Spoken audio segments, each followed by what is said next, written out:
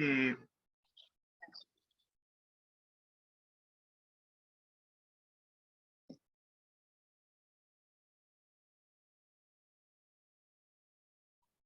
Bien, buenos días con todos los presentes, todos los que nos siguen. Somos el grupo de investigación Filosofía y Liberación y en este día tenemos el agrado de presentar a Pablo Ayala Enríquez. Pablo Ayala Enríquez es doctor en Ética y Democracia por la Universidad de Valencia, docente del Tecnológico de Monterrey, es integrante del grupo de investigación Ética y Florecimiento Humano, también es director de Impacto Social en el Tecnológico de Monterrey. Entre los títulos del libro coordinados destacan Repensar la ciudadanía, Los desafíos del nuevo impacto global del 2011. También tenemos Creciendo con nuestros valores, un modelo de formación integral y dinámico para la educación primaria de 1996, Valores para convivir, una propuesta de formación en valores para la educación preescolar de 1999, entre otros. El día de hoy nos acompaña con la ponencia titulada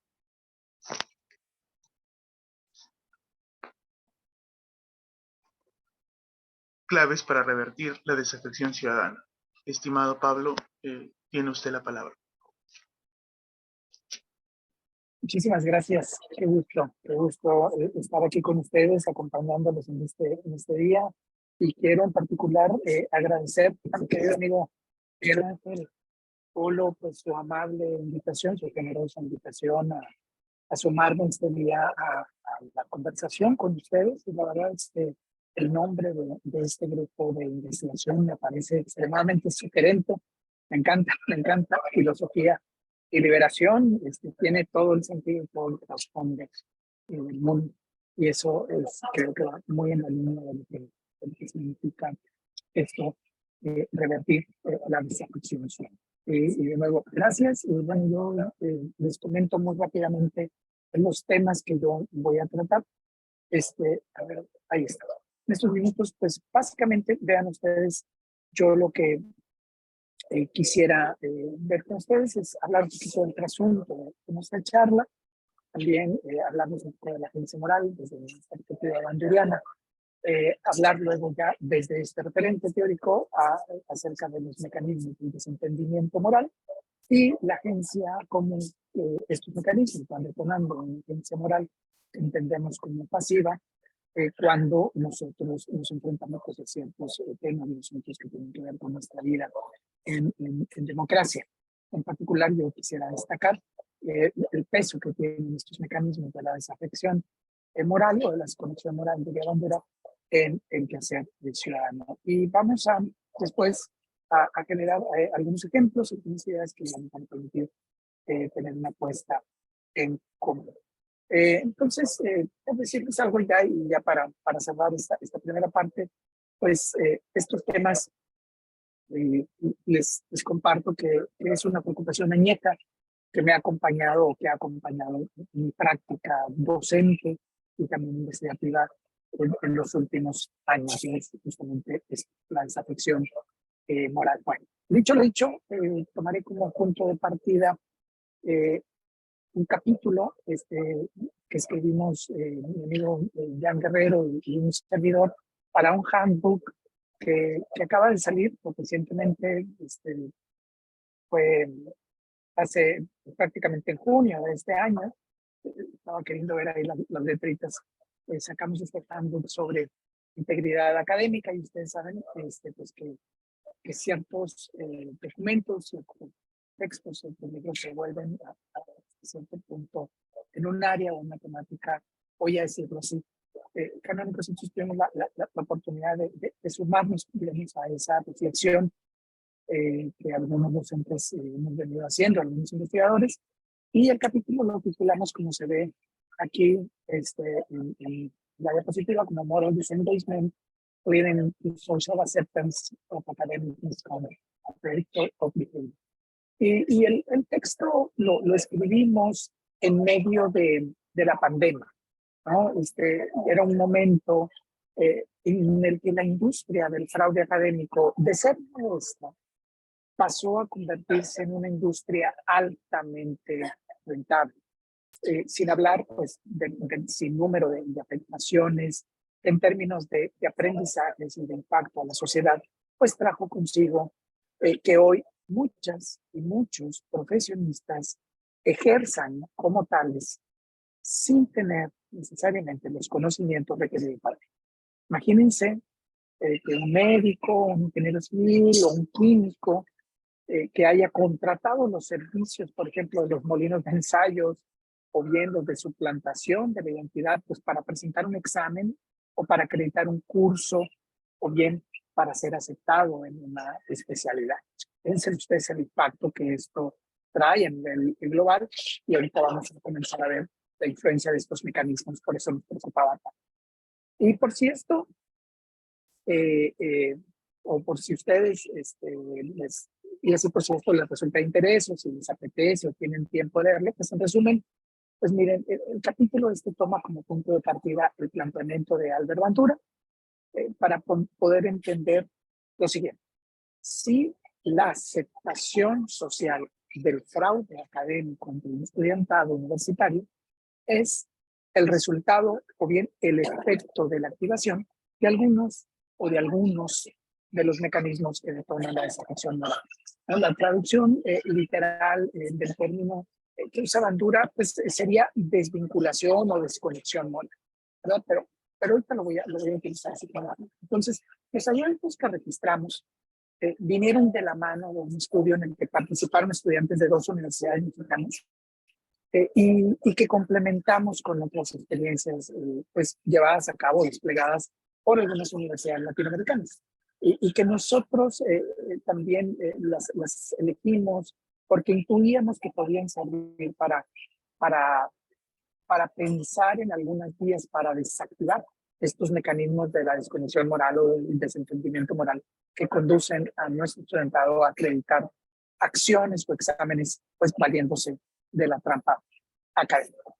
Ahora, para nosotros era importante ir más allá de lo que al momento hemos estudiado en torno a los factores que ponen la trampa académica, porque resulta bastante clara la serie de aspectos de carácter personal, por ejemplo, acreditar un examen de admisión, obtener una nota media mínima para mantener o ganar beca, o acreditar una actividad o aprobar un curso, ¿no? También, ¿por qué no? El desinterés en el objeto de estudio, pero también está estudiado y muy estudiado las condiciones de carácter contextual, ¿no? Que rodean a la trampa académica, como son, por ejemplo, el exceso de actividades en línea, el diseño inadecuado de los instrumentos de evaluación o las reglas poco claras, o la falta de interés del profesorado en el tema, o bien la reticencia, en el tema de la integridad me refiero, ¿verdad? O bien la reticencia de muchos y muchas docentes a asumir algunos de los efectos que se derivan de las sanciones que deben aplicarse a los estudiantes que son descubiertos echando mano adelante. Y también debo decir que está bastante estudiado pues, la cuestión de las políticas institucionales, ¿no? Como son, por ejemplo, la ausencia o la presencia de programas para promover la integridad académica o la falta de acceso a mecanismos y dispositivos para prevenir la deshonestidad, o bien pues, la capacitación insuficiente o parcial o incluso la falta de capacitación del profesorado. Ahora, todo esto ha sido, como les digo, ampliamente estudiado. Pero estos tipos de factores, hasta cierto punto, aún teniéndolos claros, pues todavía no nos dejaban satisfechos para descubrir o para entender por qué, si la gente tenía claro lo que debía hacer, no lo hacía. Entonces, lo que no teníamos claro entonces era por qué nuestro estudiantado, sabiendo lo que debe de hacer, actuaba de manera contraria a lo que dictan o dictaban o pensamos que dictan sus convicciones y principios éticos, ¿no? Y convicciones y principios éticos que pensamos pues rigen en su vida y que pueden ser exigibles a quienes forman parte de la comunidad académica. Entonces necesitamos saber por qué la trampa académica se recrudeció en un contexto universitario donde de manera sistemática hay un afán, un objetivo de educar en una serie de principios y de acuerdos morales que van en contra del fraude académico. Entonces, queríamos saber por qué una muestra representativa del estudiantado que se manifiesta en contra de la corrupción, del abuso o bien de la injusticia, pues minimizaba las acciones de deshonestidad relacionadas con el fraude académico. Y asimismo, pues queríamos saber si esta forma de monarquía moral, que es la crastez o la gracia, no respondía a la creencia basada en una idea o una convicción que se traduce al citodoscopio, ¿verdad? Entonces, por último, también teníamos el interés de conocer mi amigo Jan Guerrero, la verdad es una autoridad en materia de la integridad académica aquí en México y ya más conocido también en América Latina. Queríamos saber él y yo si este fenómeno estaba relacionado con la manera en que los egresados actúan como profesionistas y como ciudadanos. En resumen, dado que la mayoría de los estudios relacionados con la trampa académica hablan de factores exógenos, pero son extremadamente escasos los que ponen el acento y el peso en los mecanismos que detonan el desentendimiento moral, pues decidimos nosotros indagar cuál era la influencia que esos factores tenían en el comportamiento tramposo, por decirlo así, y deshonesto del estudiante. ¿Por qué? Pues porque intuíamos que dicho comportamiento se extendería al ámbito profesional. Ahora, lejos de ser un proverbio milenario, ¿no? La experiencia docente nos decía que un estudiante que normaliza la trampa para alcanzar sus metas académicas podría ser un profesionista que se vale de ella para lograr el éxito profesional. Por estas razones fue que echamos mano del planteamiento de Albert Bandura, ¿no? Un psicólogo norteamericano que trabajó con mucha profundidad la teoría social cognitiva desde una de las ramas de la ética aplicada. Y con el propósito de ilustrar de una manera así muy finta, muy apretada, las generalidades del planteamiento banduriano, iré hilvanando algunas de las ideas que expusimos Jan Guerrero y yo en este trabajo publicado, como les digo, pues ahora en junio pasado. Bueno, en principio, como dice aquí la diapositiva, la teoría social cognitiva dice, puede ser utilizada para analizar los pensamientos, las motivaciones y las acciones de una persona que se asume como un agente moral. Esto es bien importante, entender por qué una persona que tiene pensamientos, motivaciones y tiene claro que actúa como lo haría un agente moral, actúa de otra manera. Entonces, Bandura, más que, como dice la diapositiva, más que determinar categorías morales o conceptos, ¿verdad? Como lo pudiera pensar el paradigma que sea utilitarista o el kantiano o el dialógico, etcétera, pero más que el enfocarse en analizar estos principios, estos valores, digamos, de carácter ético, lo que hace Bandura es investigar, indagar qué nos permite explicar o qué procesos nos permiten explicar cuáles son los que nos permiten entender por qué un hombre actúa o una persona actúa de manera inconexa con los principios que vive o que dice vive o que quiere vivir. Ahora, para quienes nos hemos dedicado durante muchos años a dar clases relacionadas con la ética, la ciudadanía, pues tristemente vemos como los principios éticos en ocasiones se entienden, se reflexionan y a veces se asumen como las llamadas a misa, ¿verdad? ¿Por qué? Porque lo sigue quien quiere y por eso pensábamos nosotros que el aporte de Bandura resultaba bastante relevante para contribuir al desarrollo del pensamiento moral que se requiere para encarar las muchas controversias y dilemas éticos que enfrentamos en nuestro día a día. Y pues dicho en palabras del propio Bandura, el razonamiento moral Entonces, se traduce en que en acciones a través de mecanismos de autorregulación, mecanismos de autorregulación que están arraigados en estándares morales y en autosanciones, ¿verdad? Con los cuales nosotros ponemos en marcha nuestra agencia moral. Entonces, digamos que es una triada de elementos, ¿verdad? Entonces, las acciones que nosotros podemos considerar o podemos catalogar o interpretar o definir o asumir como éticas, ¿verdad? Vienen dadas a través de mecanismos en donde interviene la autorregulación, en donde vienen que está alineada a ciertos estándares morales, pero también a ciertos mecanismos de autosanación con los cuales nosotros nos convertimos en agentes morales y no en pacientes. Entonces, en este sentido, una teoría, digamos, sociocognitiva más amplia que explora la influencia de la autorreflexión, como dice él, y también de la autoorganización y de la autorregulación de la conducta moral, creíamos que era relevante para entender qué era lo que pasaba entre nuestro estudiantado. Entonces, estos mecanismos de autoevaluación ¿no? y autorregulación se expresan en lo que Bandura define o entiende como la agencia moral. Entonces, la agencia moral, y esta es una noción que yo les pido que tengan por ahí presente a lo largo de esta breve charla, actúa de dos maneras diferentes. Primero, es inhibiendo, ¿no? Esa sería la primera ruta, o bien estimulando la acción.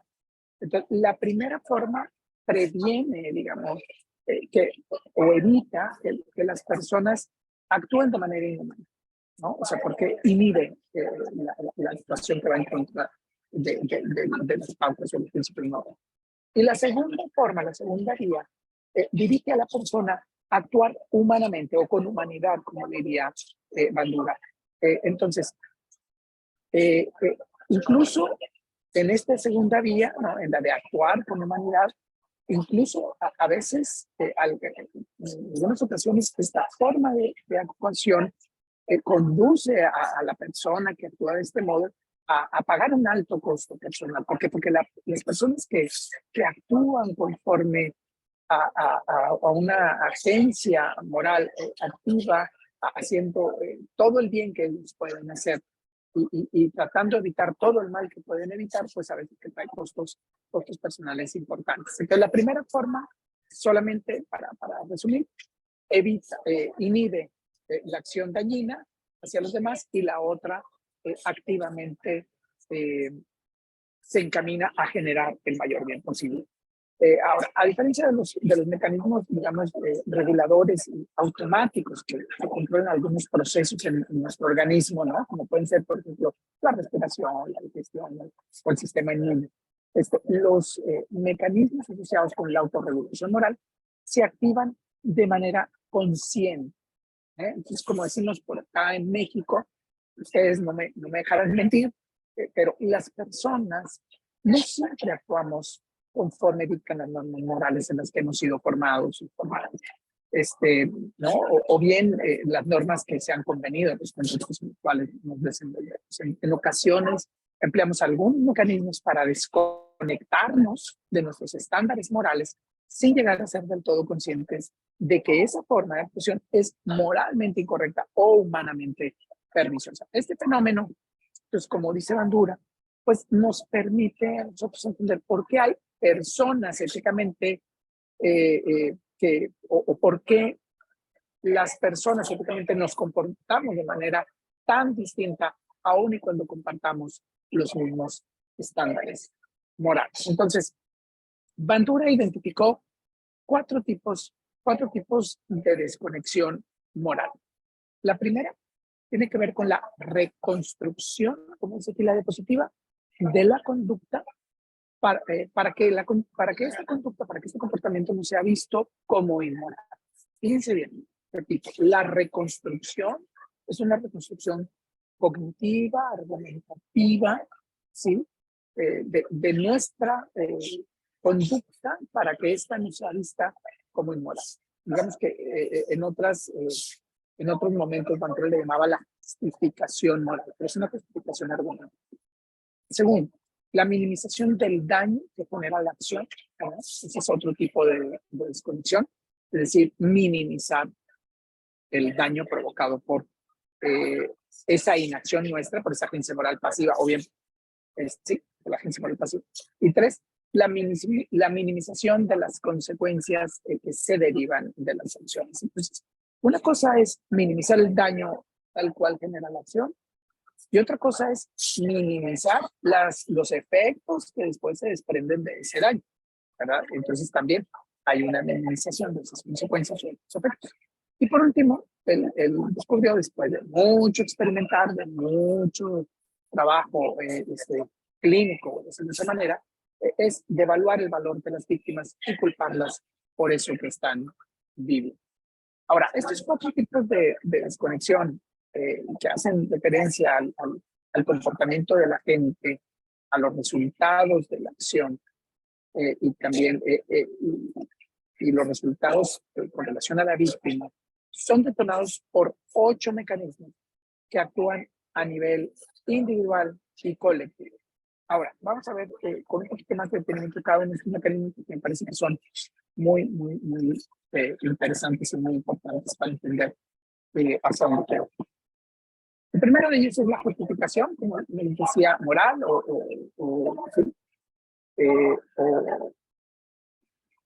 sí, la justificación moral. Estaba pensando en una traducción que había, pero me parece que la justificación moral.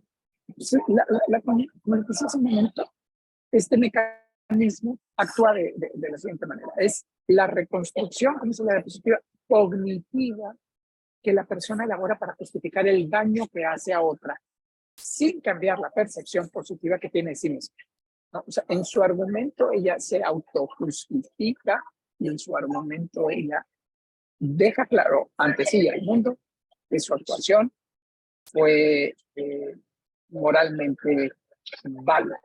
Entonces, esta forma de desconexión moral es comúnmente se encuentra, digamos, el fundamento de esta desconexión moral comúnmente se encuentra en contextos profesionales, por ejemplo, como los militares, ¿no?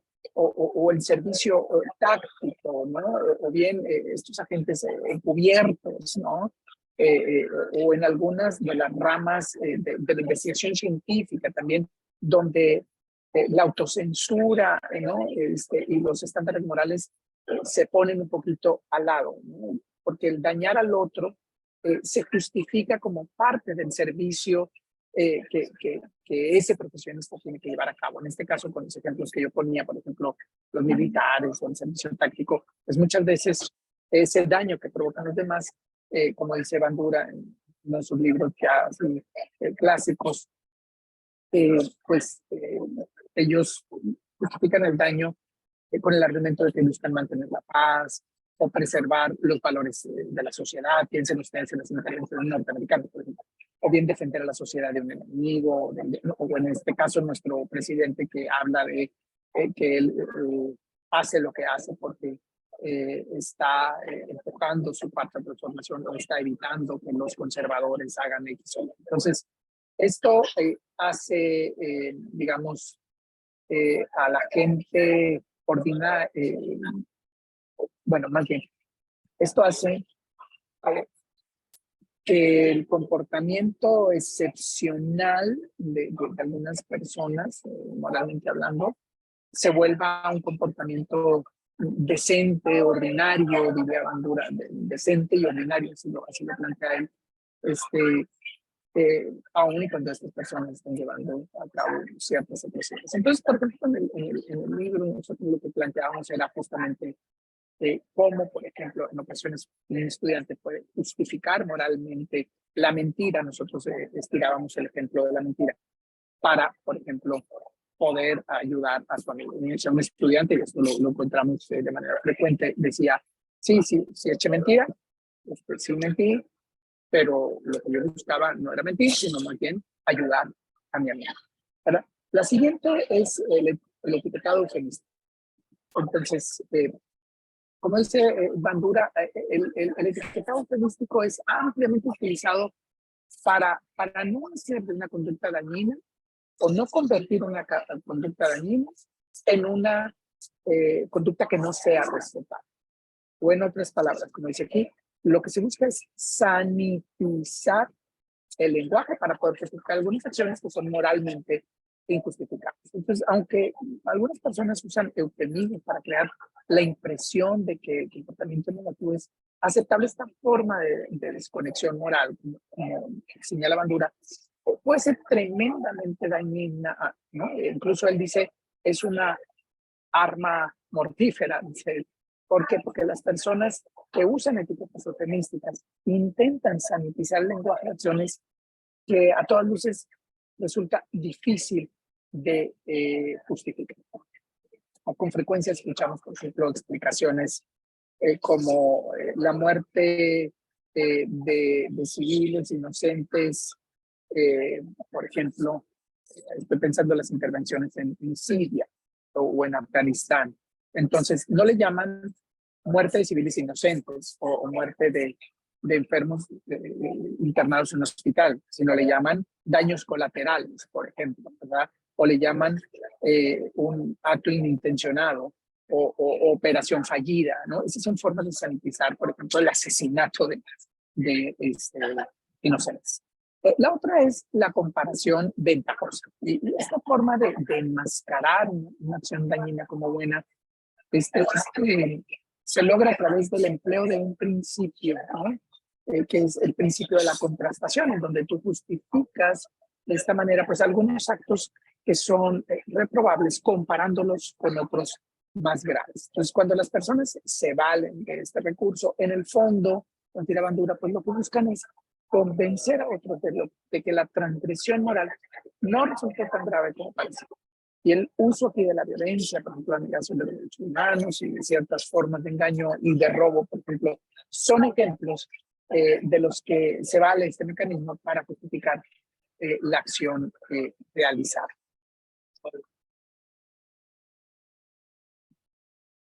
Bueno, el cuarto mecanismo sería el desplazamiento de las responsabilidades, es también emparentado con el siguiente.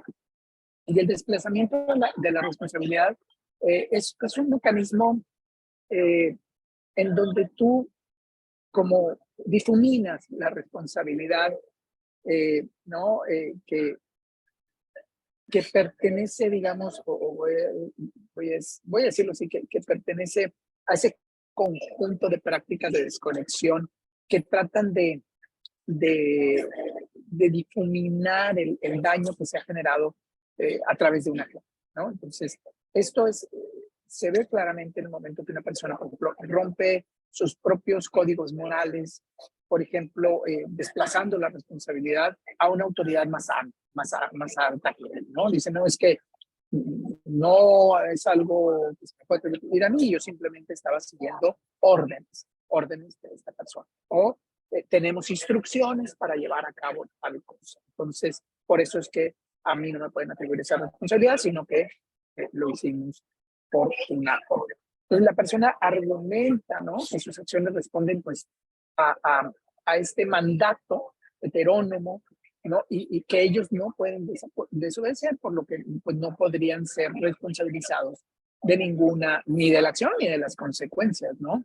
De esta, porque en realidad esta persona no es el agente real de sus acciones. Entonces, de esta forma, dice Bandura, es como las personas se ahorran cualquier forma de autocondena, ¿verdad? Entonces, por ejemplo, aquí un estudiante que miente podría justificar su acción de esta manera, ¿no? Dice, por ejemplo, fulanito, perenganito, me pidió que mintiera, así es que pues yo solamente hice lo que me pidió, ¿no? O la maestra no nos dio la instrucción tal o cual, y entonces yo simplemente pues, hice lo que me quería hacer, o por hacer. La siguiente muy emparentada con la anterior, como les decía, pues cuando la persona, que es la disolución, allá la desplazas, ¿no? A alguien que está por encima de ti o a otra persona que está a tu lado, también así, en línea análoga a la tuya. Entonces, aquí es disolver definitivamente la responsabilidad. Por ejemplo, cuando una persona que no se hace cargo de la acción que genera daño a otros, pues esta persona dice que no es su responsabilidad y que puede ser responsabilidad del grupo. puede ser parte de lo que el grupo estaba presenciando o viendo, ¿no? Entonces, aquí las personas transfieren la responsabilidad a los demás en lugar de reconocer la responsabilidad personal que pueden tener. Es como cuando algo sucede en un salón de clase y dicen, no, pues yo no sé, todos estábamos aquí, pero pues, yo no soy responsable, aunque pude haberlo evitado, pero pues yo no soy responsable. Entonces, Bandura dice que cuando todos somos responsables y ni uno realmente nos sentimos responsables, entonces de la acción, ¿verdad? O sea, no hay alguien que vaya a la cara. Entonces, el grupo, la corporación, las decisiones, a veces que se toman el gobierno, o las acciones de carácter colectivo también son ejemplos de formas en las que la agencia moral, entendida así a modo individual, pues deja de convertirse en activa para volverse pasiva. ¿Por qué? Porque difuminas entre el grupo la responsabilidad. Entonces, en el ámbito académico, por ejemplo, un estudiante podría decir, nosotros copiamos el examen, todos, ¿no? Todos copiamos el examen, entonces no puedo decir nada porque todos lo hicimos, ¿verdad? Entonces yo no puedo denunciar a nadie, todos estamos implicados, o nadie podría admitirlo, pero entonces no puedo abrir el pico porque todos estamos implicados en la situación. Entonces todos copiamos, todos estuvimos, todos lo vimos, y entonces al final de cuentas no puede responsabilizar a alguien del asunto. Entonces, el sexto mecanismo es el desprecio, la distorsión de las consecuencias. Entonces, las personas pueden evitar la activación de la autocensura, ¿no? Descartando o minimizando las consecuencias de sus acciones dañinas cuando estas no son inmediatamente visibles, o bien cuando las acciones están distantes en el espacio o bien en el tiempo. Entonces, llevado este mecanismo al contexto de un aula, por ejemplo, un estudiante puede decir, nadie resultó realmente herido, ¿no? Por mi mentira, o dañado por mi mentira. Entonces, pues esta no es o no resultó ser gran cosa. La otra es la deshumanización, tal cual. Y aquí Bandura nos dice que es pues, el grado en que alguien censura su propio comportamiento depende de cómo ve a la víctima de sus acciones, ¿no? Entonces, la deshumanización se activa, o este mecanismo que conduce a la deshumanización, se activa cuando alguien ve a las personas como, que son objeto de la violación, como objetos inanimados, ¿no? O como incluso, esto lo recuerdo que se Bandura, como animales sin sentimientos ni expectativas, como una de estas medusas de mar, ¿no? Por decirlo de esa forma. Eh, pero también como objeto sin expectativas, ¿no?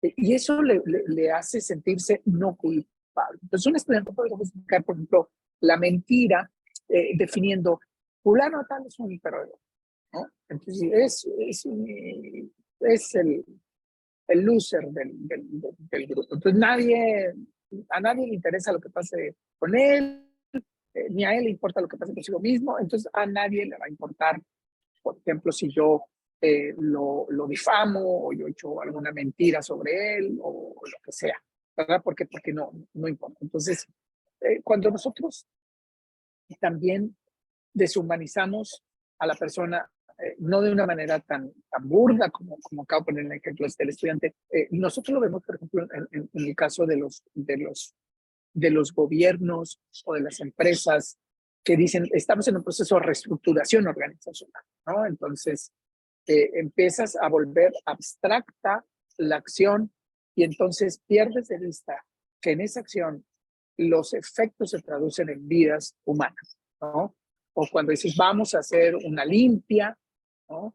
De los delincuentes que están en las calles en México, ¿no? O vamos a evitar que los índices de violencia sigan en aumento, ¿no? Y ahí tenemos presidentes de mi país y de otros tantos que llevan a cabo acciones que son, la verdad, lamentables desde el punto de vista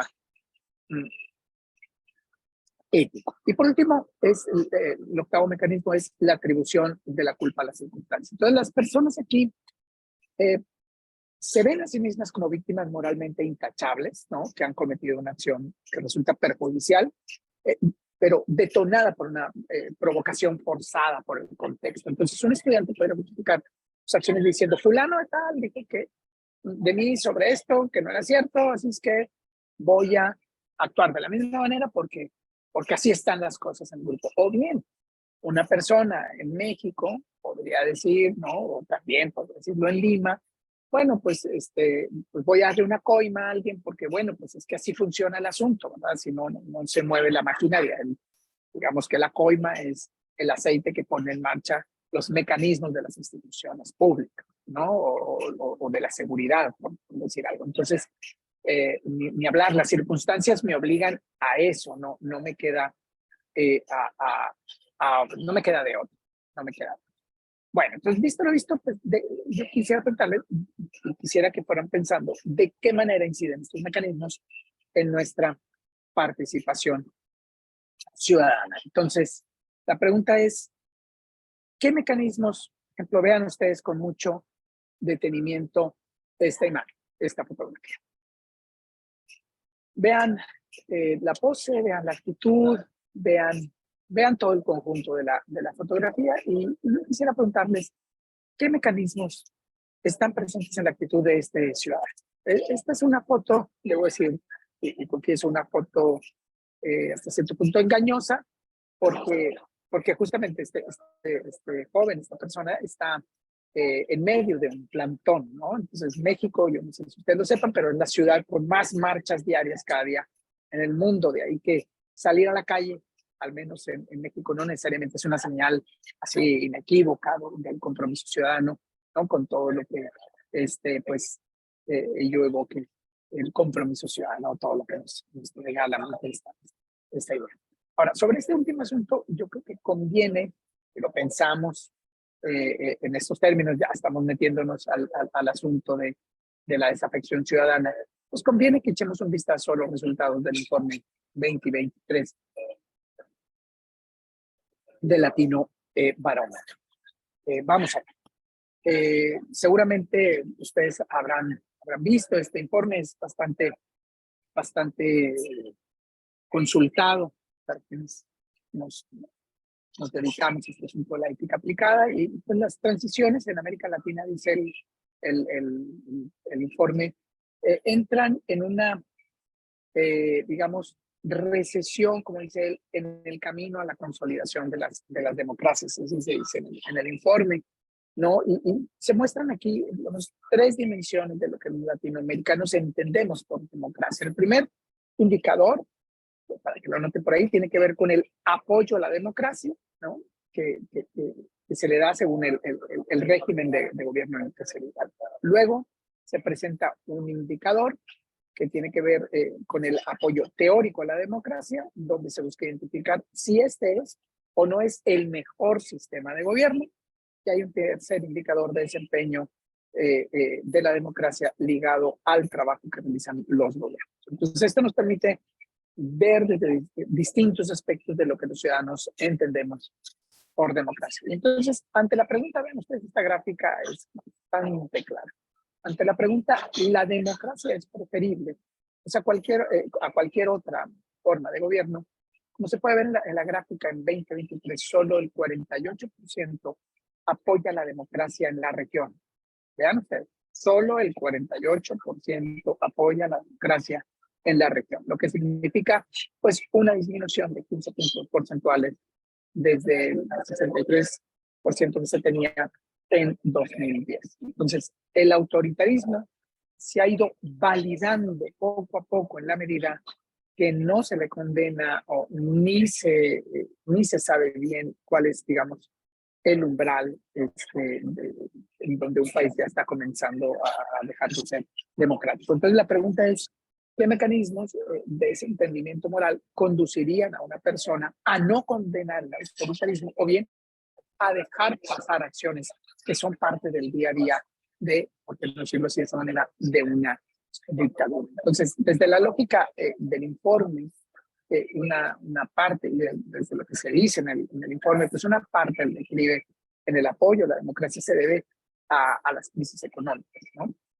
Sin embargo, si ustedes van viendo el comportamiento de estos indicadores de carácter económico durante los años de alto crecimiento económico entre 2004 y 2008, pues no se registró un aumento proporcional del apoyo a la democracia. Entonces, a partir de 2008, ¿no?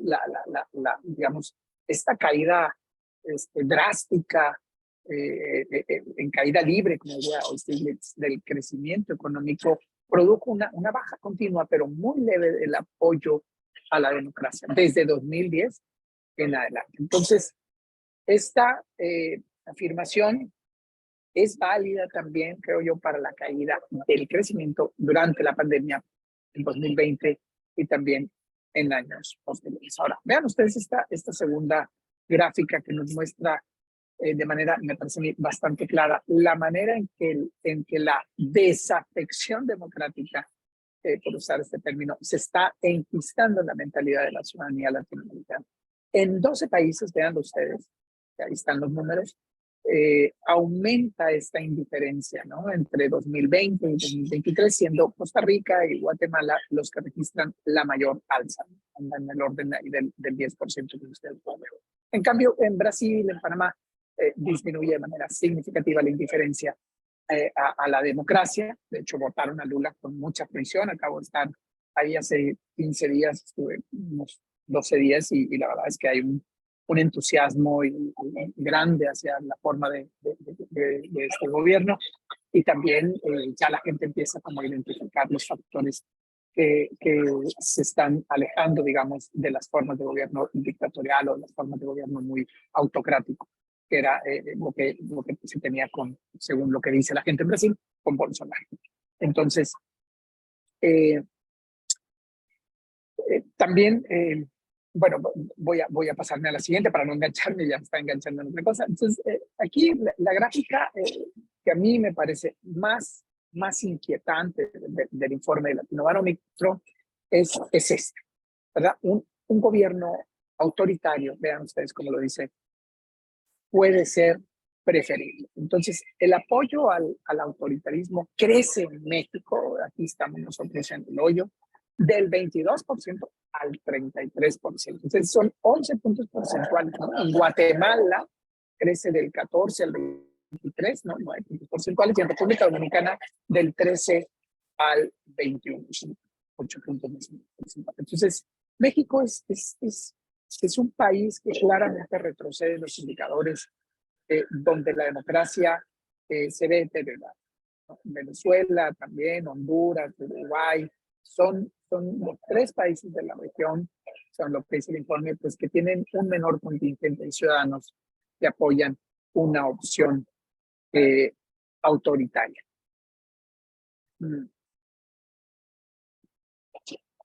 Ahora, y es evidente, ¿por qué, verdad? Que pensando en Venezuela, pues evidentemente, incluso en Honduras, pues es evidente porque hay pocas personas que apoyan el autoritarismo. Entonces, ya para cerrar, digamos, la numeralia, la Latinobarómetro, quisiera mostrarles esta última tabla que resume todos los datos de este rubro del informe, ¿no? Vean ustedes, quiénes son, ahí está por países, quiénes son los que más apoyan a la democracia, quiénes son más indiferentes a la democracia y quiénes, digamos, están apoyando las formas de autoritarismo. Entonces, a mí me parece que los datos son muy inquietantes.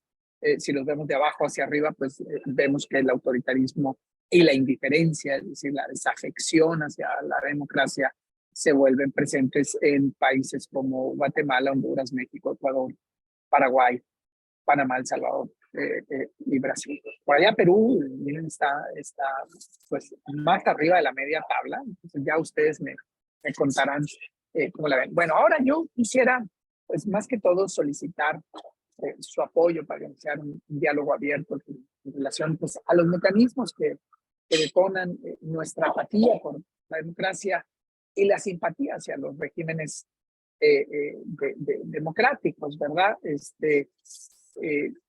porque vean ustedes, aquí están los 8 mecanismos de los que hablaba Bandura, y entonces, ¿cuáles de estos mecanismos nos conducirían a decir que nos da lo mismo un gobierno democrático que un autoritario? Fijan, es una agencia moral pasiva en el mejor de los casos, pero bueno, hay una falta también a veces de convicción moral cuando alguien pues, podría preferir un gobierno autocrático que un democrático. Y también, sobre todo en esta segunda parte, que es una de las preguntas, un gobierno autoritario puede ser preferible. Y entonces, pues yo, antes de ir a esa pregunta, que es ya prácticamente la final, quisiera pues abrir el diálogo, abrir la discusión para escucharles ahora a ustedes y que no sea esto nada más un monólogo que ya llevo ya prácticamente una hora hablando y hablando. Y de lo que se trata pues, es que podamos reflexionar juntos en torno a estos mecanismos y cómo estos están configurando el rostro de la democracia en América Latina. Y hasta ahí la dejo para que podamos conversar. Muchísimas gracias, estimado Pablo Ayala, por su presentación. La verdad, me gustaría abrir al público presente una ronda de preguntas. Antes de que podamos iniciar nuestra conversación, eh, pues a mí me gustaría plantearle una pregunta para iniciar el diálogo, más que todo respecto a la, a la definición tal vez de estos 8 subniveles en la constitución de un gobierno más que democrático, un gobierno autoritario. Me gustaría preguntar quizás por eh, los conceptos principales que está usando Bandura en su, en su teoría sociocognitiva de la agencia moral. Eh, Tengo entendido que para Bandura estos 8 subniveles no se dan de un modo gradual. Es decir, mi pregunta va más por este lado. Para Bandura, la pérdida de agencia a mano propia en la acción moral en estos 8 estadios se da gradualmente, es decir, en los niveles de disociación antropológica que sufre la gente moral. Hay una especie de graduación o relación de causalidad donde el desapego se da de menor a mayor nivel, o pueden darse estadios simultáneos que intervienen en distintos aspectos de una misma toma de decisión. Me referiría, por ejemplo, a la progresiva validación del totalitarismo, por ejemplo. Es decir, no directa, sino gradualmente pasando de un estadio a otro, temporalmente también. No sé si en su experiencia en la ética aplicada, usted tal vez haya podido identificar que esto se da gradualmente y no es una relación que en la toma de decisión se dé en distintas dimensiones, sino es algo gradual. Estas 8 estadios que pertenecen a 3 subfunciones que Bandura define, no sé si es una progresiva pérdida del yo en la toma de decisiones o es más bien un enfoque holístico respecto de la agencia moral. Excelente. Giancarlo, agradezco mucho tu pregunta, me parece una excelente pregunta. Voy a contestarlo desde el punto de vista, no lo he aplicado todavía al asunto de la democracia, lo he aplicado en el tema de la integridad académica y en el tema de la violencia. Creo que desafortunadamente en México tenemos muchísimos y también con el tema de la pobreza, ¿verdad? O sea, cómo las personas, nosotros, esos son los ámbitos en los que yo me he movido, ¿no? O sea, me muevo. Entonces, en el terreno, digamos, de las violencias que se dan en la sociedad, en el terreno también de, digamos, la porofobia que hay en las sociedades, es decir, la fobia que tiene al pobre, también están presentes estos mecanismos. Y en el ámbito de la democracia estoy aquí metiéndome, apenas estoy con ustedes haciendo mi debut, voy a decirlo de esa manera, voy a México, mis pininos, para pensar juntos en torno a esto. Pero no dudo que se aplique de la misma manera que en el otro, por lo siguiente, por un trabajo que yo ya venía haciendo desde hace tiempo. Me explico. Entonces, dicho, digamos, como este marco, desde ahí me voy a mover, te voy a contestar. El, el, el planteamiento de Bandura es el siguiente, dice él, Nosotros tenemos personas que son testigos de situaciones que se presentan en la sociedad y ante las cuales alguien como un agente moral se puede pronunciar en torno a esas situaciones. Voy a ponerte un ejemplo. Supongamos que tú estás en un restaurante y entonces eres testigo de un jaloneo que hay entre un hombre y la chica que lo acompaña. El jaloneo empieza a ponerse peor, la golpea, cae al suelo la chica y después de unos segundos la chica se incorpora, se limpia la sangre y se sienta. Sigue conmigo. La pregunta aquí es, ¿quiénes de ustedes intervendrían? Es más, con esa pregunta aquí, es más, vamos a hacer el experimento social. Levanten la manita, por favor, aquí en su computadora. Levanten la manita. ¿Quién intervendría? Entiendo, por lo que estoy viendo, que nadie se apersonaría en la mesa y le diría, oye, ¿qué te pasa? ¿No? ¿Por qué acabas de hacer eso? Ahora pregunto, ¿quién de ustedes, levante la manita, considera que esa acción fue una acción injusta? Levanten la manita. Ya tenemos 1, 2, 3, 4, todas y todos, ¿verdad? Entonces, todas y todos. Entonces, bueno, uy, ay, Miguel Ángel, estoy ya, ya me volvió el alma al cuerpo. Por un momento se me fue, ya me volvió. Ahí va, ¿por qué? Bandura, ¿qué nos diría? Bandura nos diría, miren, en este grupo hay una agencia moral pasiva. Porque como vimos en el ejemplo, ¿no? Dice, la primera vía sirve para inhibir el comportamiento que es inmoral, ¿no? O el comportamiento injusto. Y la segunda es para motivar acciones que hagan justicia. Entonces, aquí ustedes están en contra de una acción mentalmente, en términos de convicciones éticas, que están en contra de una acción injusta. Pero de ahí a que vayan a tomar parte para evitarla, ya es una historia distinta. Entonces, eso es lo que dice Bandura. Entonces, ¿qué mecanismos están interviniendo para evitar que la persona tome acción o tome partido en eso? Entonces ahí empiezan los mecanismos, ¿no? O sea, dices tú, no, la justificación para decir, no, bueno, es que, a ver, lo que pasa es que, bueno, yo no es que no me hubiera querido meter, lo que pasa es que el tipo se veía demasiado violento, luego al final de cuentas, bueno, no es que esté yo a favor de eso, tú sabes que yo soy un tipo comprometido o una mujer comprometida, y empieza la justificación moral, ¿verdad? Empiezas a explicar por qué no te metiste. El asunto es que no te metiste, diría Bandura. Pero luego empieza, por ejemplo, la comparación ventajosa. Dices, no, mira, no, es que, bueno, sí la golpeó, pero a lo mejor no fue tan grave lo que sucedió. No, más grave hubiera sido que la hubiera asfixiado, ¿no? O que le hubiera pegado con la silla, ¿no? Entonces sí hubiera sido un problema. Y sí me meto, sin duda me meto, ¿no? O bien, desplaza la responsabilidad, ¿verdad? Y dices, oye, a ver, espérate, no, yo no soy el gerente del restaurante, ni soy el guardia que está fuera del restaurante, ¿no? Ahora, en todo caso, pues tampoco vas a disolver la responsabilidad. Oye, pues el tipo que está al lado de mí es un tipo muy grande, muy de gimnasio, ese se hubiera metido, ¿no? O sea, o ¿por qué no? Tú estabas más cerca, ¿por qué no te metiste? Entonces empiezas a desplazar la responsabilidad. O bien empiezas a plantearlo o a verlo como, oye, pues es justamente una cifra más o un indicador o un número más que tiene que ver con la violencia de género, que es el cáncer que se presenta en nuestras sociedades y bla, bla, bla. Y entonces empiezas a deshumanizar o atribuir la culpa a las circunstancias. Es decir, dices, bueno, en una sociedad tan desigual, una sociedad tan crispada, una sociedad tan violenta, pues, ¿qué podíamos esperar? Evidentemente, ¿verdad?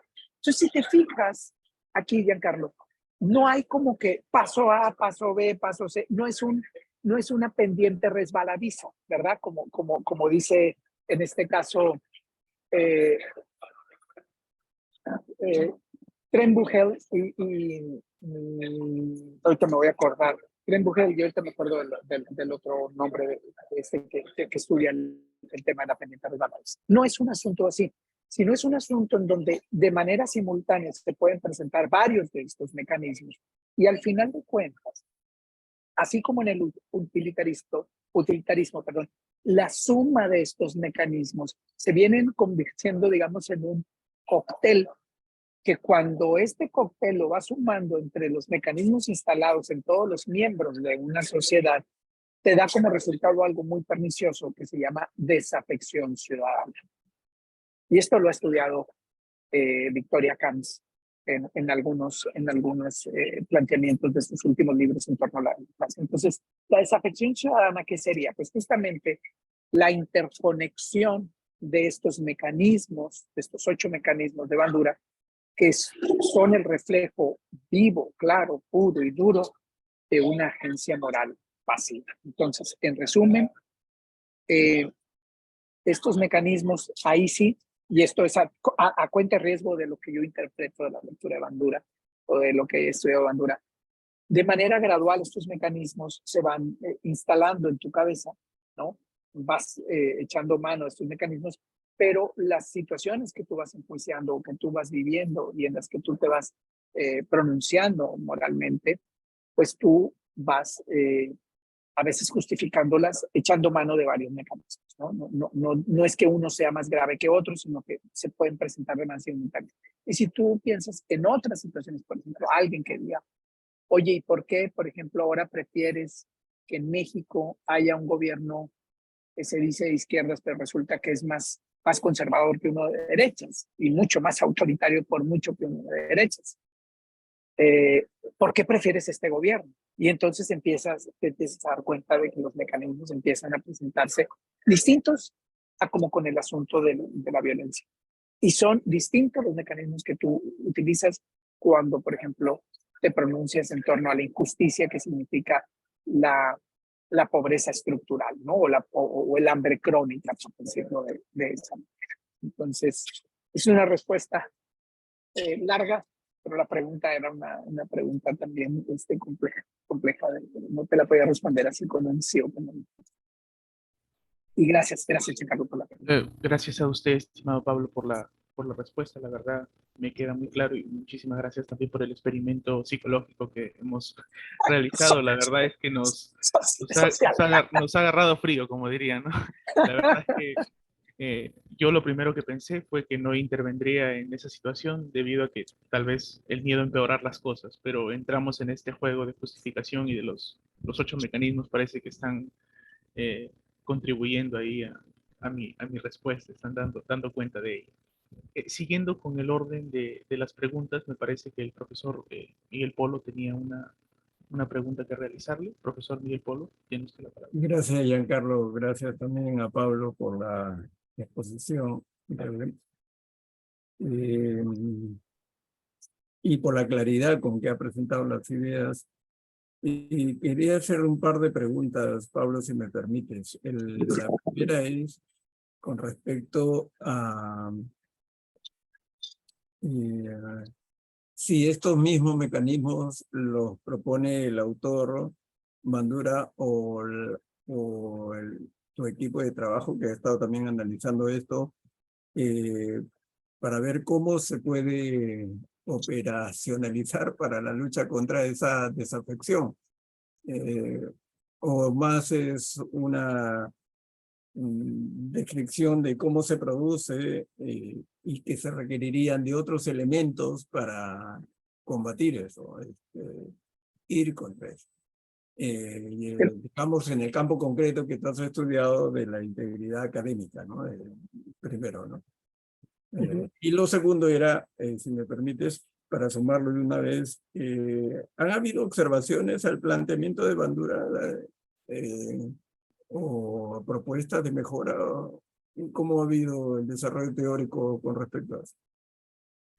Qué buenas preguntas. Sobre todo esta segunda es muy interesante. Pues iré por la primera. Los 8 mecanismos son una propuesta de Bandura. Y sí, recordar, me voy a ir a los 4, a esta desconexión.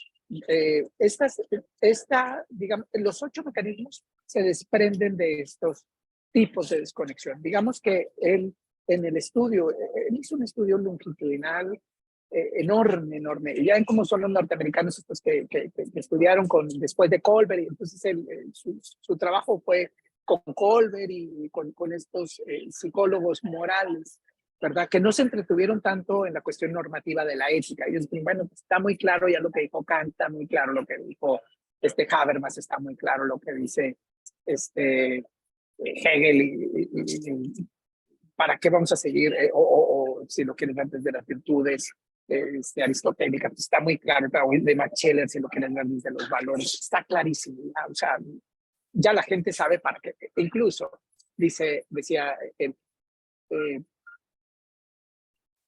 eso ya lo estudiaron hasta los cínicos, ¿no?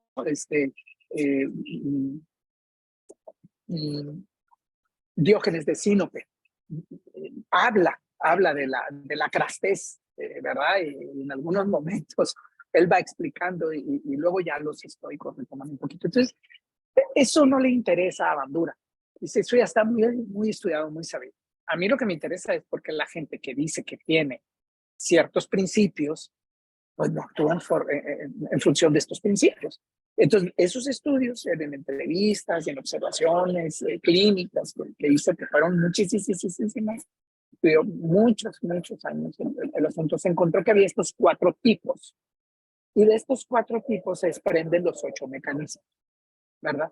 Entonces, cada uno de estos mecanismos están asociados pues a la reconstrucción de la conducta. Por ejemplo, la reconstrucción de la conducta da como resultado la justificación moral. O sea, tú reconstruyes argumentativamente la explicación de por qué, porque no intervienes en el restaurante. Ahorita que Giancarlo decía los coffee fríos, entonces dices, oye, ¿por qué no te metiste a atender a la chica? Ah, pues entonces tú haces una reconstrucción. Entonces dice Bandura, esto se llama, ya sé, ¿qué mecanismo se activó para reconstruir la justificación moral? Y la justificación moral, y él se dio cuenta, eso no me dio tiempo ahorita decirlo, pero él se dio cuenta que en la justificación moral los criterios para la toma de decisiones siempre estaban en función de criterios utilitaristas. Decía, si mi participación o mi intervención va a traer como resultado un bien mayor para el mayor número, sin duda intervengo. Pero si va a ser un bien minoritario, pues ni para qué desgastarme, ¿verdad? Entonces, y eso no quiere decir que sea una mala persona, porque estoy en contra de esa agencia moral pasiva. Estoy en contra del tipo violento, pero no puedo intervenir porque, y viene la justificación moral, porque mi acción, pues, nada más va a ayudar a esa chica. Y en cambio, si ese me agarra mal parado, pues yo tengo una familia, tengo un grupo de estudiantes, ¿no? De mis 2 grupos de clase, tengo un departamento académico donde hay colegas que estamos trabajando, tengo mi grupo de investigación del doctorado. Imagínate, todo eso dice Miguel Ángel, dice, no, pues por todas estas razones, y aparte tengo que ir a un congreso allá y me voy a ver con Pablo y no puede ser que estemos eso pendiente. Entonces, no puedo intervenir. Entonces, tú ya sacas tus cuentas y dices, el impacto mayor no lo tiene en esta intervención. Entonces, de ahí desprende la justificación, ¿verdad? Y la minimización del daño, pues tiene que ver con el asunto, por ejemplo, del desplazamiento de la responsabilidad o incluso la disolución o la abstracción. Él habla de la abstracción y la deshumanización. Se desprende, por ejemplo, de la minimización de las consecuencias. Eso de que tú vuelvas abstractas, ¿no? Las acciones que haces. Pues vamos a hacer una tormenta del desierto o vamos a hacer la operación ratón escondido, para no llamarle vamos a ir a llenar de bombas tal o cual ciudad de Oriente Medio. Pues es una forma de sanitizar, ese mecanismo es el de la sanitización. Entonces, todo esto es hechura de Bandura, no es hechura mía, simplemente lo que hacemos nosotros es pescar los mecanismos y ver en las explicaciones que el estudiantado está dando dónde se expresan los mecanismos, ¿verdad? Eso es lo que hemos venido haciendo para el tema del fraude académico y para yo lo que he venido haciendo también en particular para entender por qué las personas, por ejemplo, que pueden donar para una campaña, por ejemplo, para el hambre, para combatir el hambre, no lo hacen. Entonces, la gente también.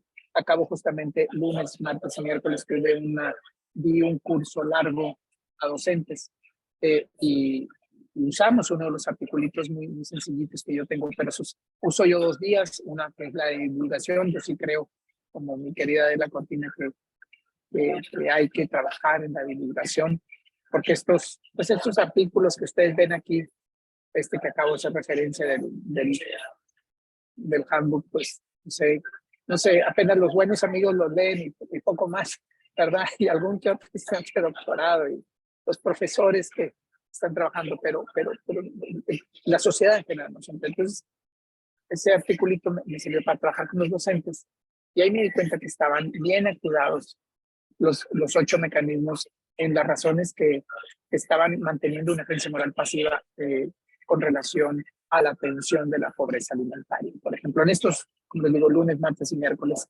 estuve con docentes, ¿verdad? Entonces, justifican de maneras extraordinarias porque no donan, ¿no? No son donantes recurrentes y uno termina de oír la explicación y dice, oye, pero este señor, qué buena gente es, sin duda, pero no dona un centavo, ¿verdad? Un sol no pone para una campaña en contra de la pobreza, pero lo explicó muy bien y tú terminas diciendo, oiga, por favor, cuide usted a mis hijos porque usted es tan buena persona. Entonces, caray, es bien impresionante la manera en que inciden estos mecanismos. Y lo peor, aquí, Miguel Ángel, es que creo que esto es lo más grave del asunto.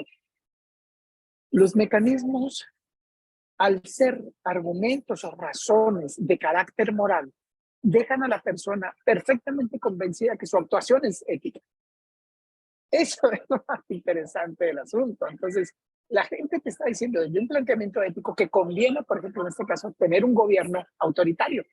Y entonces te explica las razones por las cuales está convencidísimo de que el gobierno tiene que ser autoritario. Y entonces ahí es cuando yo creo Bandura se nos vuelve una referencia interesante. Ahora, la segunda parte es un desperdicio, es un despropósito que le hayamos puesto tan poca atención a Bandura. Yo creo, mi querido Miguel Ángel, y aquí voy a hacer un juicio de valor, quizá súper injustificado y súper errado, pero es un juicio de valor personal que asumo a cuenta de riesgo. Creo yo que en la experiencia que he tenido yo con otros queridos colegas, a quienes trabajan temas de psicología moral, los ven con un cierto desdén. Dicen, eso no es filosofía, eso no es ni siquiera ética, eso es psicología. Entonces, creo que eso es lo que ha impedido que desde la filosofía el planteamiento o el trabajo de Bandura se haya abordado con profundidad. Sí lo han estudiado, por ejemplo, pedagogos o psicólogos educativos, pero lo utilizan más bien pues, para ver por qué la gente no se engancha en ciertas cosas que los pudieran comprometer más activamente, como con algo que resulta un comportamiento, como dicen ellos, humano.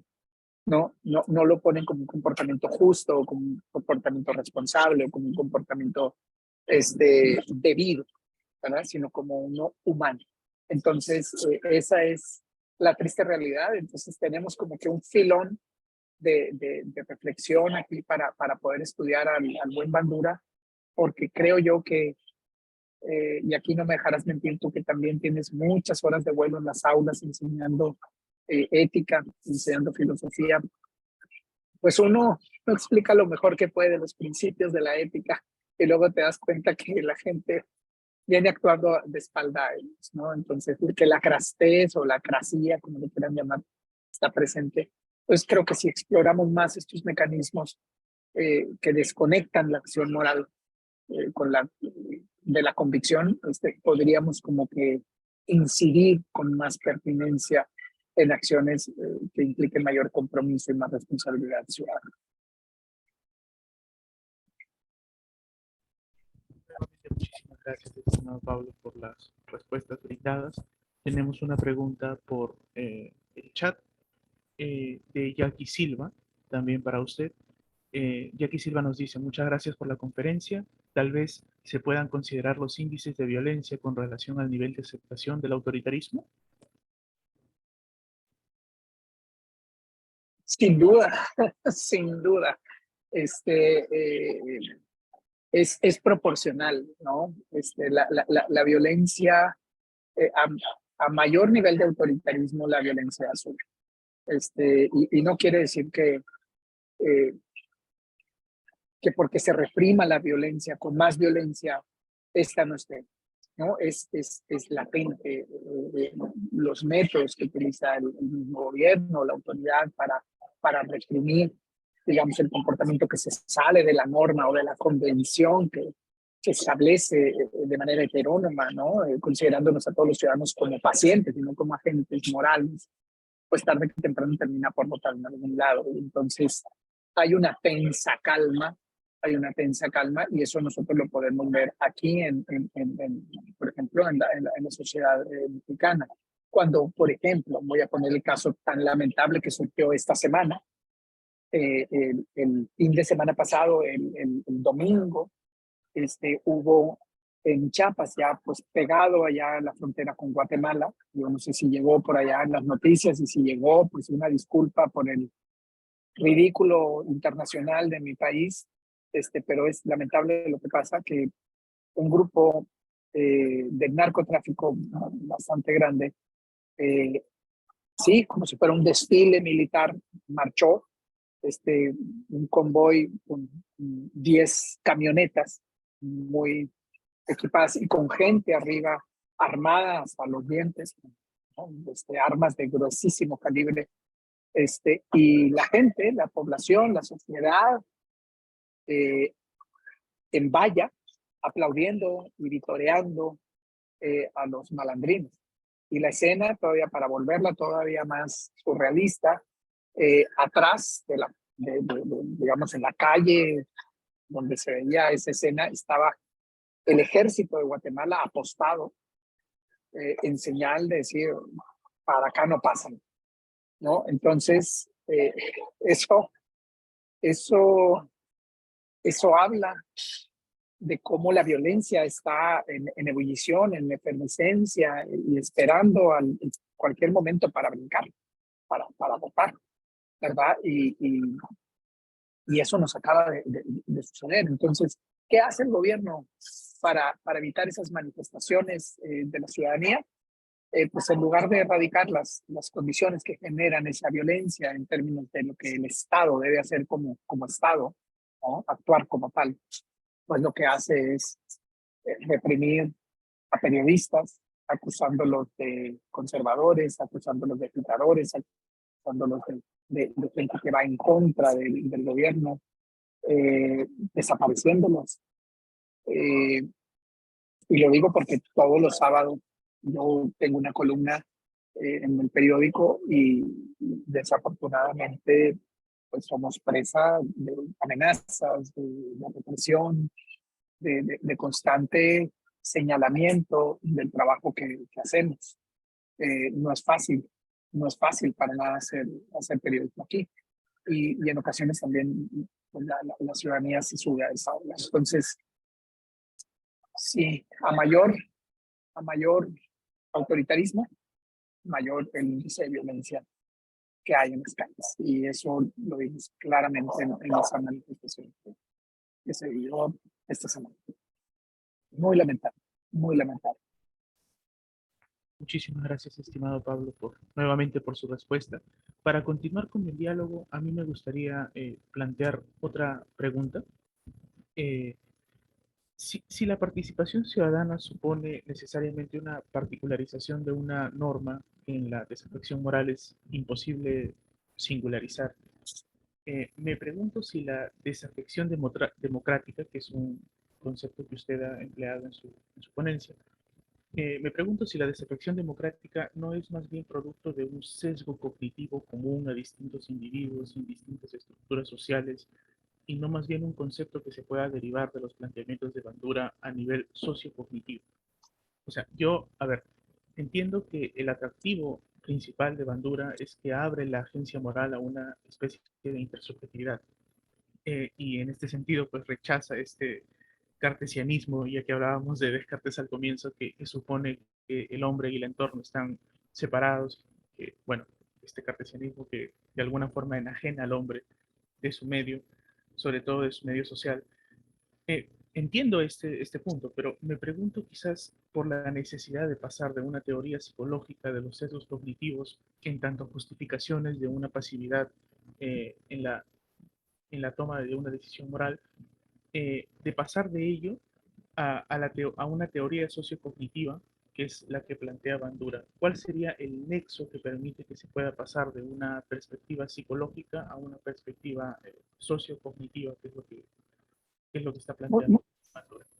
muy interesante lo que dices. Al final de cuentas, lo que buscaba Bandura era una teoría sociocognitiva, ¿verdad? Que pudiera como explicar de manera más amplia el comportamiento de las personas, no solamente en el ámbito de la moral, porque como decía, pues su vocación, su foco de trabajo es el terreno de la educación, ¿no? Entonces, eh, pero no podía aterrizar, digamos, lo que él quería trabajar en educación sin pasar por el terreno de la ética. Entonces, eh, los sesgos, como bien dices, pues pueden ser psicológicos y de muchos tipos, y esos sesgos pues van filtrando y van generando unas ciertas desviaciones, digamos, en la conducta de las personas. Eh, Queda claro que lo que él estaba planteando con estos mecanismos era el reflejo de una perspectiva moral. ¿Por qué?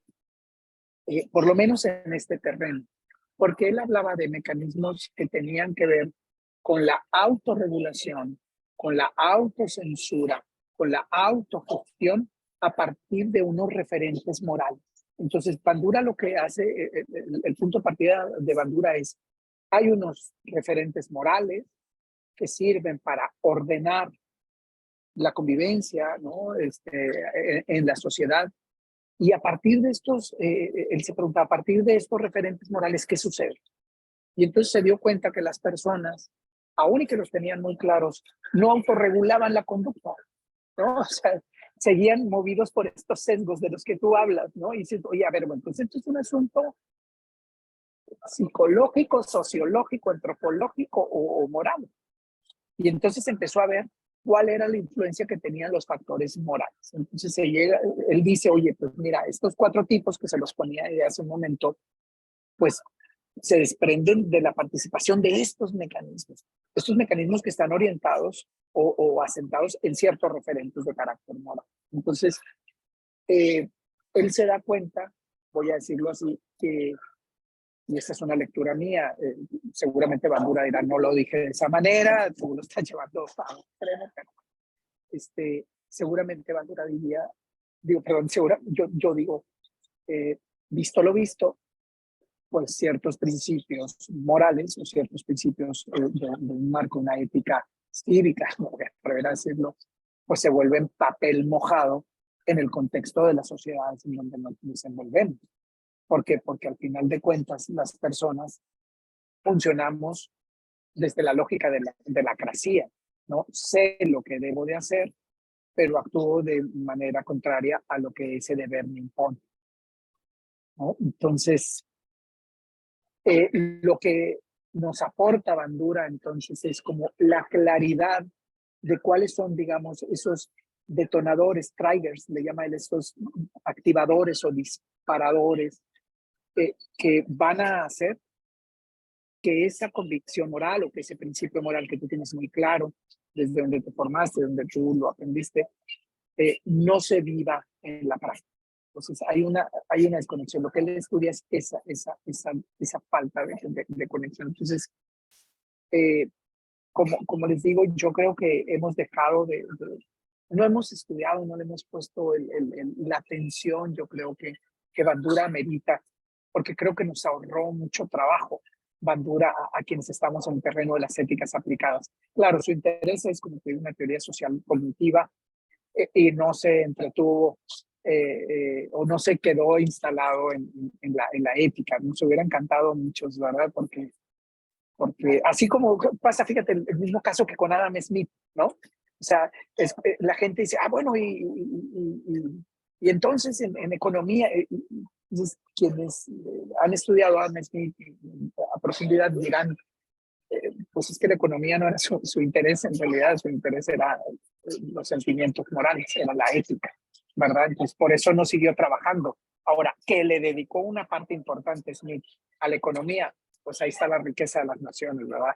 Lo mismo Bandura, que le dedicó una parte ética importante, pues ahí están sus libros sobre la desconexión moral, así lo dice, desconexión moral. No dice desconexión psicológica, ni dice desconexión sociológica, ni antropológica, no, moral. Entonces le dedicó una parte importante, pero no se instaló, ¿no? Para mala fortuna, ¿no? Para nuestra mala fortuna.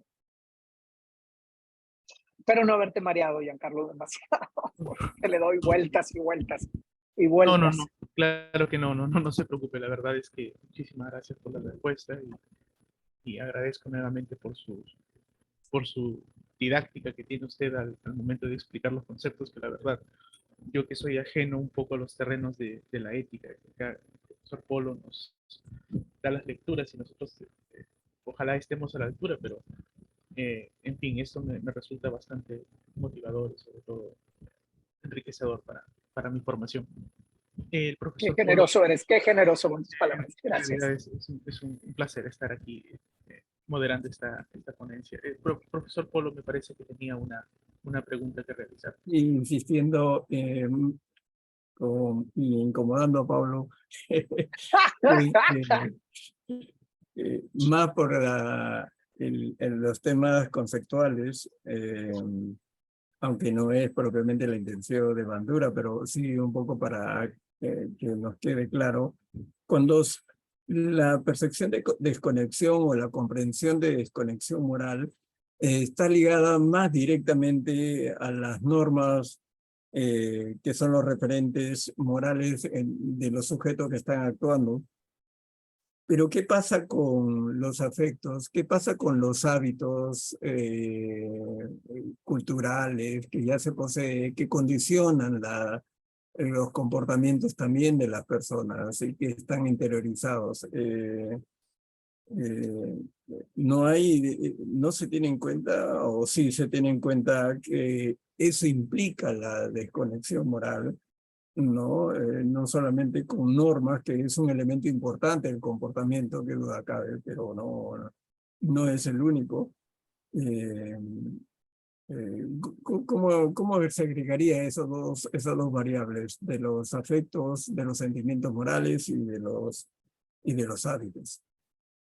Al final agradezco mucho la pregunta, Miguel Ángel. Al final de cuentas, como decía Giancarlo hace un momento, Bandura se da cuenta que son justamente los afectos y son justamente la fuerza de ciertas convenciones de carácter cultural, de carácter antropológico, de carácter económico, ¿no? Por ejemplo, se ve muy claramente en ese mecanismo de las circunstancias, ¿no? La atribución de la culpa a las circunstancias. Entonces hay factores que están más allá de mi posibilidad de control, ¿no? Exógenos, que me impiden que yo actúe con respecto a mis convicciones.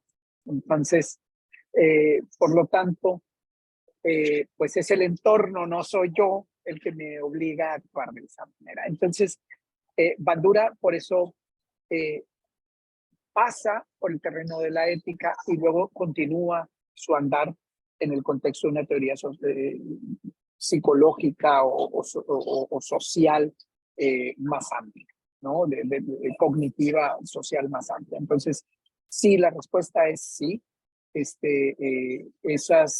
Esa desconexión de las normas viene dada en buena medida por los patrones culturales, por las costumbres, por las necesidades expresas de las personas, ¿verdad? Y no solamente porque haya un desdén o como dice Bauman, una ceguera moral con relación a lo que son los valores o los principios o las normas morales. Entonces, sí, la respuesta es sí está. No hay tiempo de meternos en eso y bueno, como era, digamos, el asunto o lo mío es el terreno de la ética, pues sí me costaba también reconozco que yo no he estudiado, digamos, esta dimensión cultural ¿no? De los sesgos culturales o los sesgos de carácter material antropológico de Bandura. Me he instalado solamente en el cine de los morales. Muchas gracias nuevamente, estimado Pablo, por su respuesta. A ver, yo continúo aquí molestándolo con otra. Nada de eso, ¿no? Yo encantado de la vida, estoy feliz. La verdad es que, bueno, es un horizonte de discusión que merece mantenerse abierto. Retomo lo que usted me había comentado en su última respuesta respecto a esta suerte de autorregulación que propone el modelo de Bandura, que yo lo veo lo veo como una especie de homeostasis moral, que sería típico de esta conducta militarizada a multinivel, ¿no? No necesariamente en orden causal, como ya usted nos lo ha indicado muy bien. Eh, Entiendo que este modelo, Bandura lo utiliza teóricamente con una finalidad terapéutica a nivel de proyecto social. Para retomar el diálogo respecto de lo que preguntaba el profesor Polo en su segunda pregunta, en su primera intervención, preguntaba respecto de la aplicabilidad de esta teoría de la agencia moral, que es por demás sofisticada, y tomando en cuenta que Bandura está asumiendo una, una, este, una proyección, digamos, más terapéutica a nivel psicológico y sociocognitivo, me pregunto tal vez, y tal vez peco de ignorancia respecto del tema, no sé qué tan desviada esté la pregunta, ¿cómo podríamos, tratando de aplicar la teoría de Bandura, someter a una terapia colectiva a la ciudadanía, en este caso contra el autoritarismo, por ejemplo? Esto creo que, no sé si la ética aplicada pueda darnos tal vez algunos indicios de cómo responder a este interrogante. Eh, Sobre todo tomando el concepto que utiliza Bandura respecto de la noción de terapia. A ver, aquí me arriesgo a plantear esta pregunta. Gracias. Bueno, súper interesante. Ahora yo voy a pedir ayuda a mi querido Miguel Ángel para que una parte de esta pregunta podamos abordarla bien. La verdad, rebasa mis posibilidades, mi estimado Giancarlo, poder responder de manera satisfactoria, digamos, esta pregunta, porque tiene pues unos filones que habría que ser, la verdad, un súper experto en lo que Bandura trabajó en toda su obra. Yo he abordado la obra de Bandura y estoy trabajando ahorita mismo en un libro que he sacado, se llama así, Historias de Desafección. Estoy, digamos, en el último cuarto del texto y te digo que no tendría elementos para poderte responder en este momento eso que es, pero me encanta la propuesta y creo que sí tiene un nivel de aplicabilidad muy claro, muy concreto a ciertos ámbitos, ¿no? Al terreno de la educación, como te digo, al terreno de esos sesgos, como bien dices tú, que tenemos las y los ciudadanos con relación a ciertas problemáticas que nos afectan. Somos activistas a veces de sofá o activistas de cafetería, ¿verdad? Donde nosotros componemos el mundo, pero luego de ir ahí a hacer algo más allá, ya los mecanismos se vuelven presentes. Entonces, sí es fácil aplicar, identificarlos, y sí es fácil, porque eso intentamos nosotros hacer en ese capítulo, porque así nos lo pidieron. Nos pidieron que el capítulo no fuera resultado porque hay mucha, digamos, cuestiones estadísticas y todo esto, que nosotros hicimos con las encuestas, todo esto para poder demostrar, digamos, estadística, matemáticamente, cuantitativamente, este asunto, digamos, de la desconexión de los chicos. Pero las propuestas nosotros las hicimos desde el punto de vista pedagógico, y entonces lo que hicimos fue identificar de qué manera se hacía presente cada uno de los mecanismos en los jóvenes, y entonces pensamos cómo podía el profesorado generar algunas estrategias de enseñanza, aprendizaje, para poder desactivar los mecanismos. Y también nos dimos a la tarea de mapear, por decirlo de este modo, cuáles eran las prácticas que en las universidades en las que participamos y que participaron en el estudio estaban ya llevando a cabo algunas de estas acciones que podían, ellos sin saberlo, que las hacían, o sea, sin pensar en que iban a activar mecanismos, que podían ser de utilidad para desactivar los mecanismos. Entonces, llevando este caso de estudio, digamos, de lo que fue nuestra experiencia en este capítulo, y que a este grupo, digamos, que son los investigadores en Canadá más reconocidos de la integridad académica y todo eso, que le echaron muchos ojos y vieron con lupa, duró el proceso de revisión de este texto, duró pues casi un año, porque iba y venía, porque cada palabra, cada cosa, son muy juiciosos para revisar.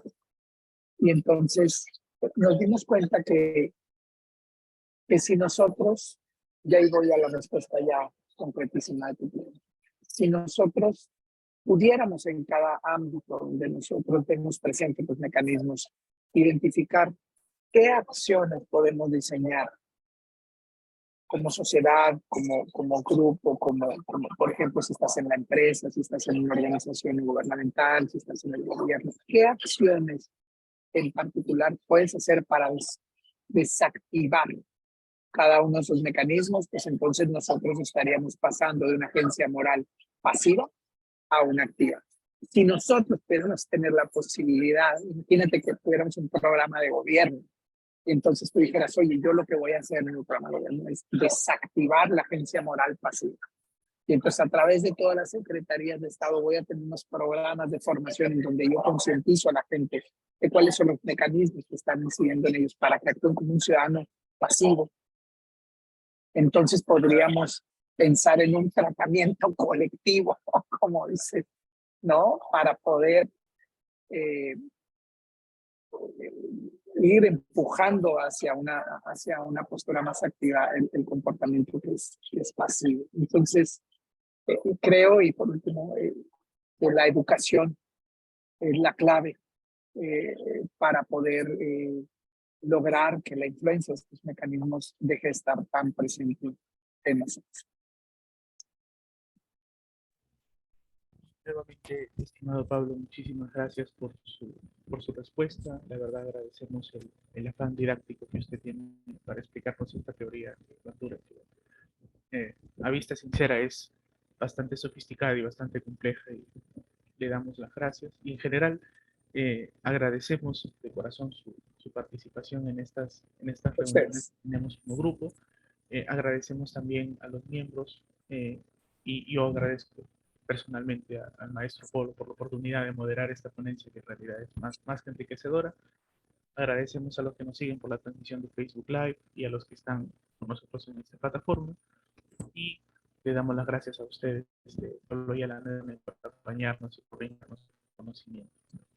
Muchísimas gracias a ustedes. Gracias a ustedes por la generosidad de regalarme este espacio, de escucharme. Las preguntas las agradezco mucho. La verdad es que me ponen a pensar más en Bandura. Espero que no haya sido muy cansón de todo lo que les dije, ni muy aburrido.